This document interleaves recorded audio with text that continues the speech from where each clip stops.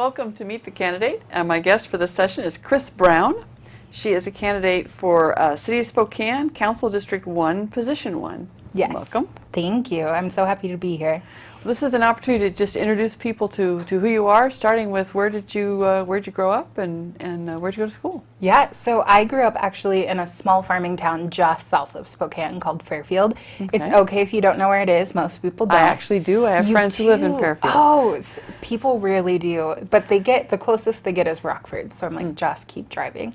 You'll get there eventually. But I went to high school at Gonzaga Prep and then eventually Central Valley. I got really into the debate scene at Gonzaga Prep, and we were driving from Fairfield to Prep every day, and my parents were like, we can't do that anymore. So I switched to CV. For the debate program? Yes. Okay, that makes sense. So I was going to ask what activities you were involved in that really helped shape who you are. Debate, I use those skills more, I think, than any other trade or anything I've learned in just everyday conversation and how I formulate arguments, how I deal with talking to people. Like, my brain is very thought out into a flow process, which is how they teach you how to take notes. So that it's really just shaped me from the time I was 14.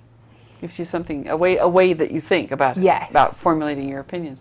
Well, so after graduating from CV, did you pursue some other formal education or go right to work? Yeah. So my education history is kind of interesting. I went to Gonzaga Prep because I wanted to be a lawyer, and that dream died as soon as I realized that I don't get to pick if my clients are innocent or not. And I was like, I couldn't do that. So then I went to Eastern for a year, and my plan was to get my master's in archaeology in 5 years, and I got burnt out from that so quickly. So I ended up dropping out and just trying to get by, and I realized that I was only going to get minimum wage jobs if I didn't go back and get my degree. So I applied for and got accepted into Moody Bible Institute Spokane. Well, they closed down last year.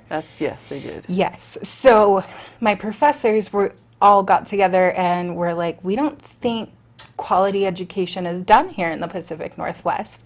So they rallied together and opened up their own university called Great Northern University. And that's where I will graduate in December with my degree, Bachelor's of Arts in Leadership Studies. Oh, cool. Well, you've been persistent. Yes. To get through there. What was your very first job, your very first experience with I worked work? in an ice cream store. So I lived in Seaside, Oregon, and it's a tourist town. Yep. If you haven't been there, it's gorgeous. And I scooped ice cream 4 days a week. So what kinds of things did you learn from that experience? I learned customer service. I learned how to smile and be nice to people when they're being angry, and just realizing that they're on vacation and they have vacation brain. So you just have to give them a lot of grace. Kind of understand where people are Yes. as you're speaking with them. Yep. So is there some place that you've lived or traveled that has really influenced you? You grew up here, but is there some place that's really stuck in your head as a good lesson? Oh, yes. So I go to Uganda regularly. I am the treasurer of a nonprofit that delivers medical supplies to 19 different schools down there. Wow.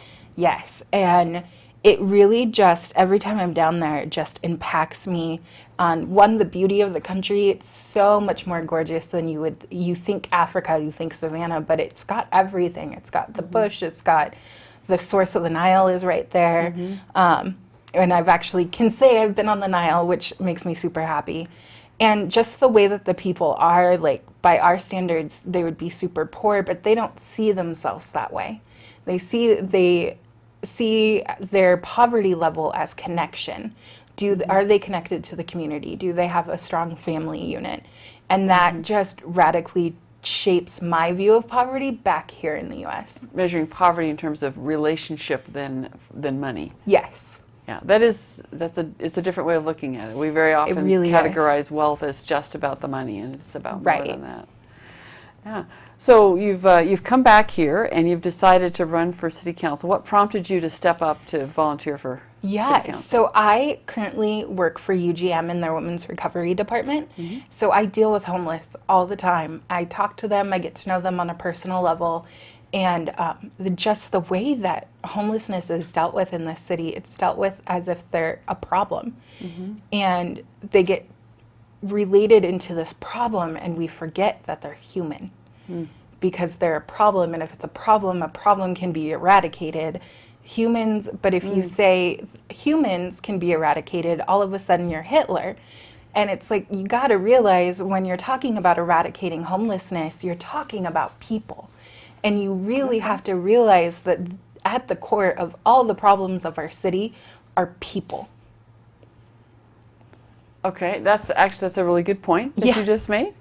I'd like to give you a chance also to describe a little bit about how you see the duties of a city council person. How does that relate to not the problem, but the challenge? It's that really you just difficult identified. to stop with the problem language. Is, I isn't catch myself doing it all the time.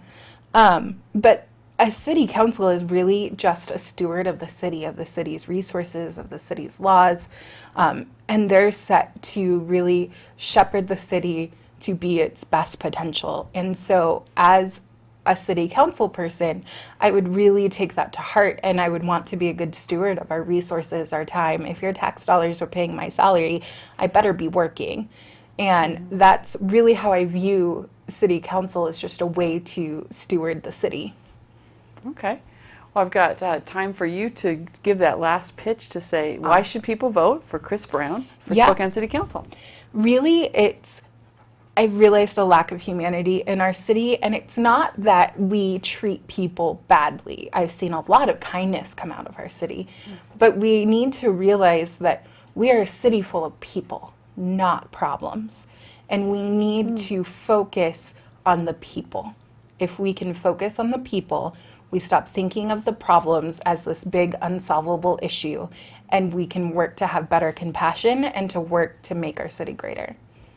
Well, I really like the way that you put that, Krys. It was a pleasure getting to meet you and to have a chat. Thank you. And I wish you the best of luck and have fun with your campaign. Thank you. All right. Thanks for coming in. Yeah.